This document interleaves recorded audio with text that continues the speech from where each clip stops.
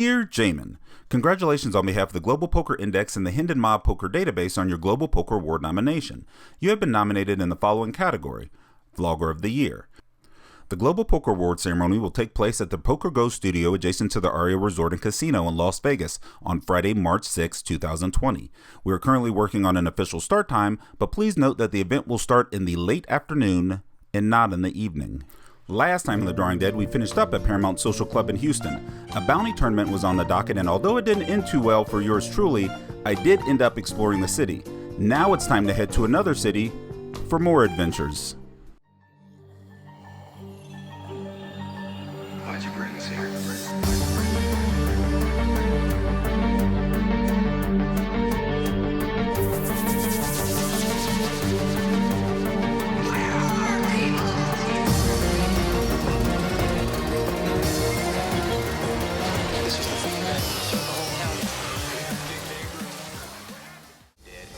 And the living will have this world again.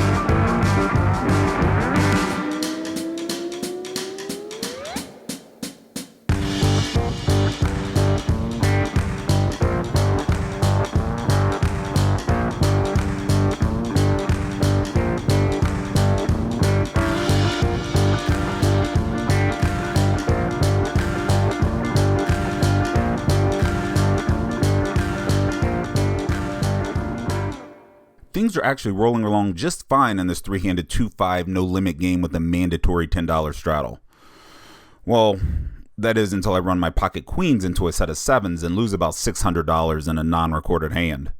I know individual session results don't really matter, but I have the plane to catch in 2 hours, and at this point, I really don't want to head to Vegas fresh off a losing session. I know, it's silly. Just a mental thing. Either way, it's time to battle back.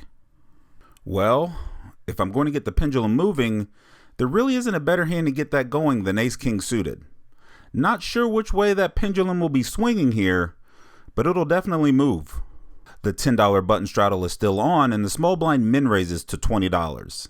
Not one to buck the trend of me losing pots with Ace-King, I slide in a smooth $60 3-bet, and only the small blind chooses to stick around to watch me miss the flop. And that's kind of what I do. Kind of. The flop comes Jack 10-6 with 2 spades. The small blind quickly checks, and now I get to weigh my options. Checking back here is essentially giving up. If I was going to check back every pre-flop 3-bet I missed, then I might as well just save money by never 3-betting. I do have 2 overs, although I'm always going to have 2 overs with this hand unless I make a pair. And I have another 4 gut shot outs, although one of them might not be clean. That's enough though. That's enough equity in this configuration to keep firing. And I do. $105. The small blind thinks for a few seconds before making the call. The turn 8 of diamonds isn't a complete blank because now one draw has come in and a lot of the non-block straight draws have paired. Yet the small blind checks again. I could go either way with this one between bet and check.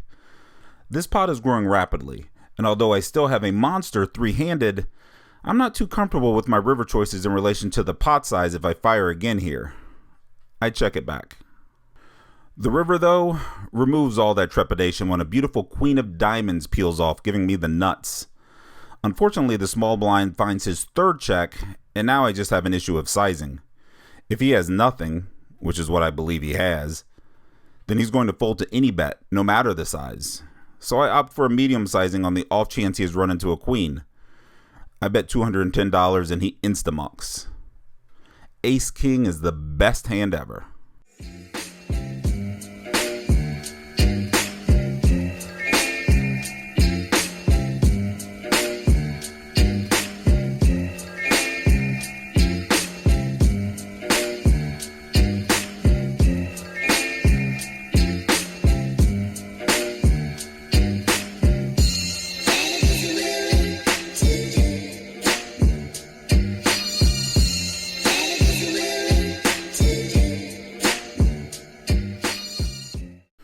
The comeback was coming along rather nicely, actually. Picking up small pots here and there with pocket pairs, winning blinds uncontested, flopping top pair and getting 2 streets of value, finding good spots to bluff, etc. My biggest concern was time. If you've ever played poker while looking at the clock, it isn't fun. Besides that, no complaints. Well, no complaints until... I know you guys didn't think I was just gonna come all the way back with no problems.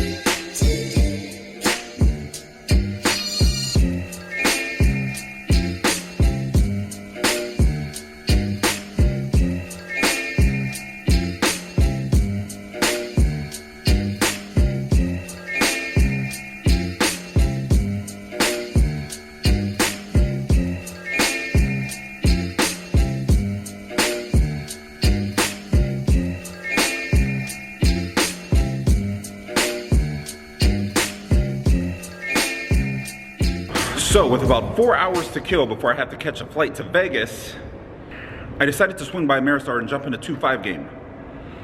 I get here, the game is three-handed, but it looks all right. Buy in for $1,000, 2 hours later I cash out for $816. Let's just get to the airport already. Hey baby, let's go to Vegas.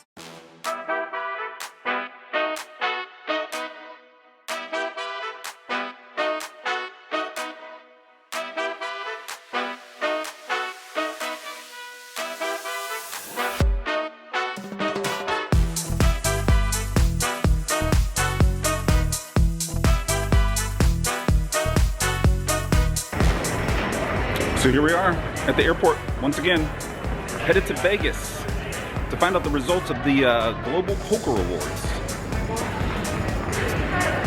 Why I decided to leave at 6:55 in the morning? No idea.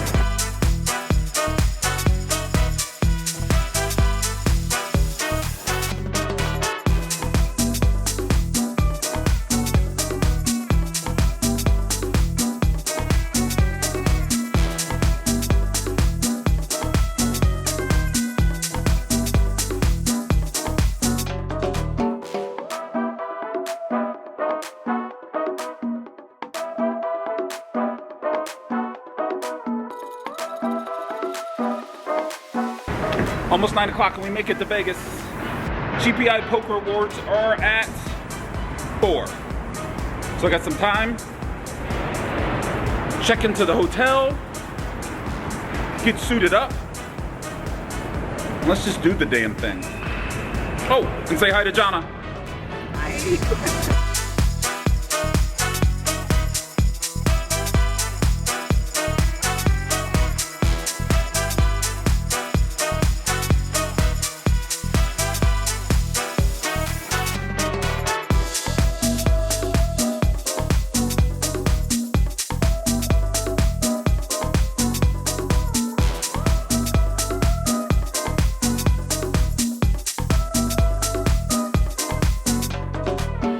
So we made it to Vegas, to the Badara, around 9 a.m.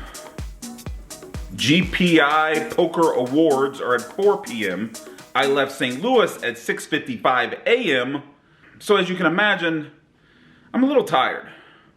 So the plan is to open my suitcase, make sure nothing exploded, probably lay down for a little bit, get dressed, head over to the Poker Go Studios, which is actually right next door, see some familiar faces, meet some new faces, probably have a drink or two, and then just see where the night takes us.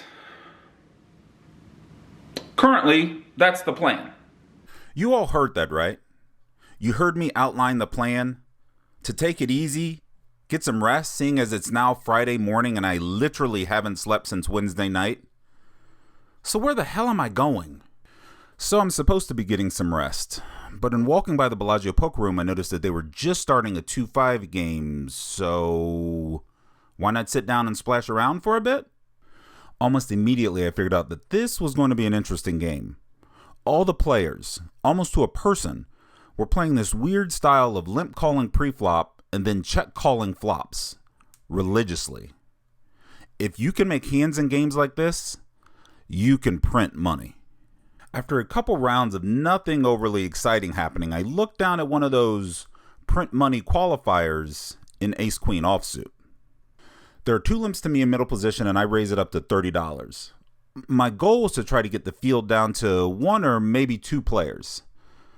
I failed miserably, as the small blind calls, the big blind calls, the under the gun limper calls, and the under the gun +1 limper calls. 5 of us see this flop, and I make a mental note that I may be able to get away with opening even larger in this game. The flop comes Ace 10 Jack, all clubs, and it's check to me. Here's where the Bellagio 2-5 in particular can get a little tricky. Since it's a $500 cap game, you don't have a lot of wiggle room in these multi-way pots, much like a standard 1-2 game. Even reasonable flop size bets can have you pot committed on the turn.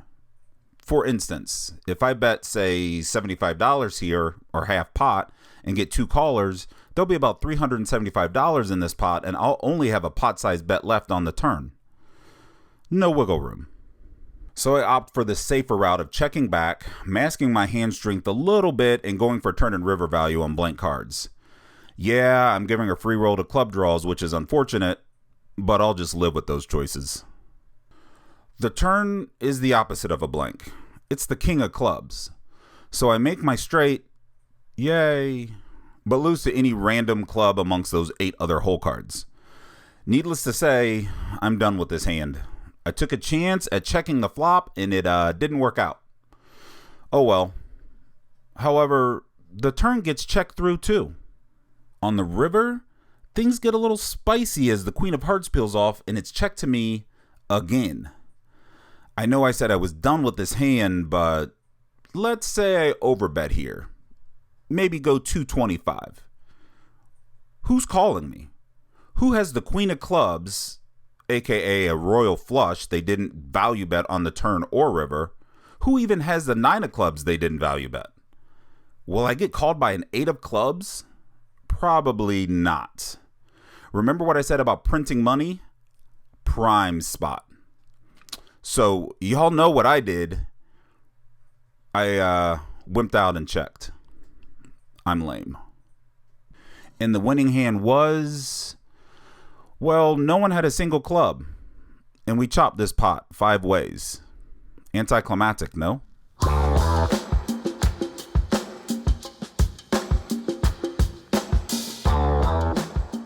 Here's an interesting hand, not because it's overly technical by any means, but it's the type of hand that I see played horribly all the time. The button here opens to $15 and the small blind comes along, and I look down at 2 9s. In this sort of configuration, where everyone's folded to the button, he should be opening with all kinds of stuff, some legit hands and some junk. In other words, his range is just wide. The small blind completing and not raising himself caps his range a bit, so he probably shouldn't have a strong hand either. Could he? I mean, sure, but we're all just working on tendencies and assumptions.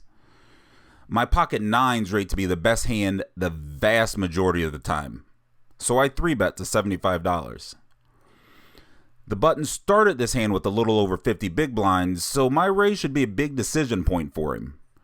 If he calls here, he will only have about $125 left, and there'll be more than that in the pot itself. So let's put ourselves in his shoes. If we have aces, kings, queens, jacks, ace, king, ace, queen, we're probably just going to get it in, right? So let's take a look at what he does and see if we can get a feel for his body language.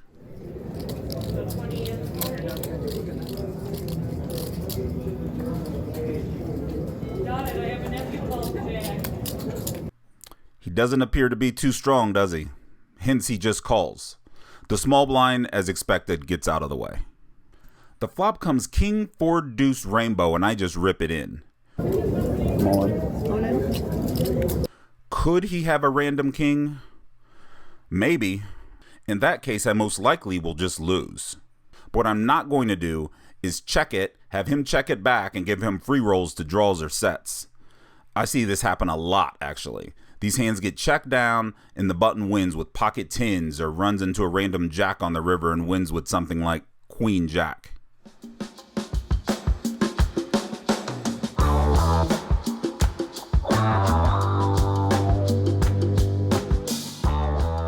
So in this hand, there's an early position open to $15. A middle position player calls and the small blind calls. I wake up in the big blind with jacks. 0% chance I'm calling on this table with what I've seen these guys' opening ranges are. I 3-bet to 105. The opener folds, but not the middle position player. He moves all in for about $300 and the small blind folds. Now you have to play this out in your head. What hand does a middle position player have that he has deemed was just call worthy for $15, but now he has deduced that the hand is so strong that it merits a shove? Yeah, there really is no hand like that. At best, he's just going with it with ace king or ace queen. Either way, I snap call. As far back as I can remember, I always wanted to be a gangster. And if he was getting tricky with aces, kings, or queens, then I lose. I've lost hands before.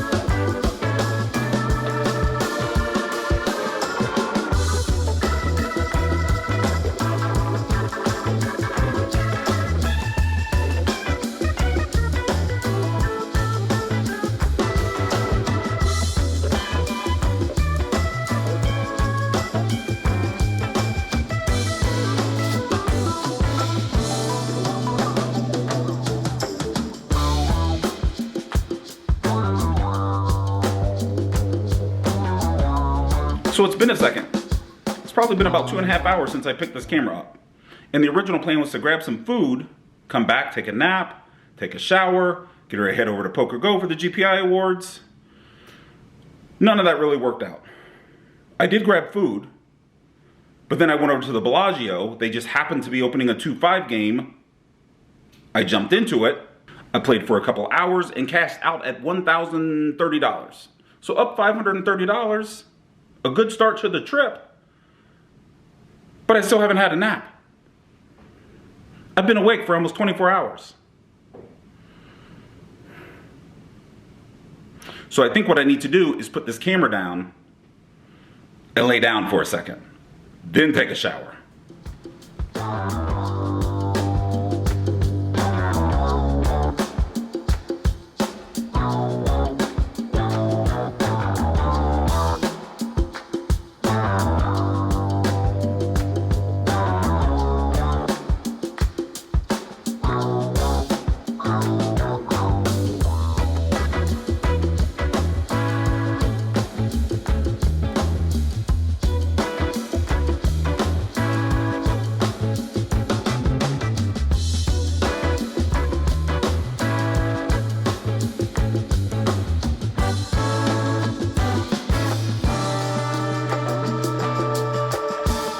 So it's time. It's GPI Poker Awards ceremony time. And we are about ready to go. We're just missing one thing. Rain delay.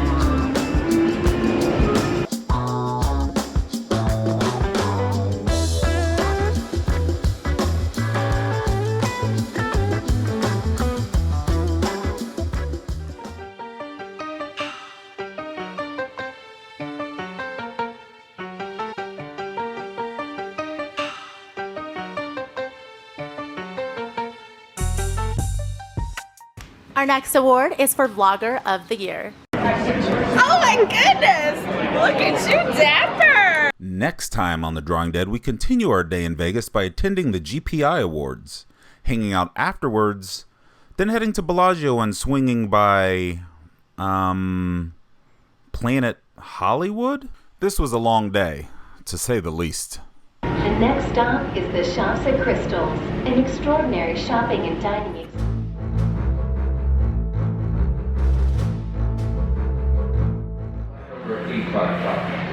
I'm headed to Vegas to find out the results of the Global Poker Awards. Remember, your boy was nominated for Vlogger of the Year. 6:55 in the morning. I decided to swing by Ameristar to... So we are here in Vegas, in the Aria, 9 a.m., GPI Poker Awards, and head over to the Poker Go Studios and maybe snag an award? Maybe? Probably not. And head over to the Poker Go Studios, have a good time, see some familiar... Open these suitcases, make sure everything's okay. Lay my head down on that. Open these suitcases. As you can imagine, since I caught a flight leaving.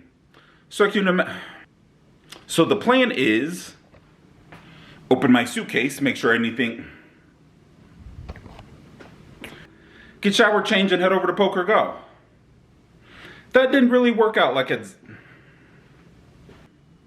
And cash out about 2 hours later at $1,030. So a good little uptick to start the... So I need to put this camera down and maybe lay my head down for a second.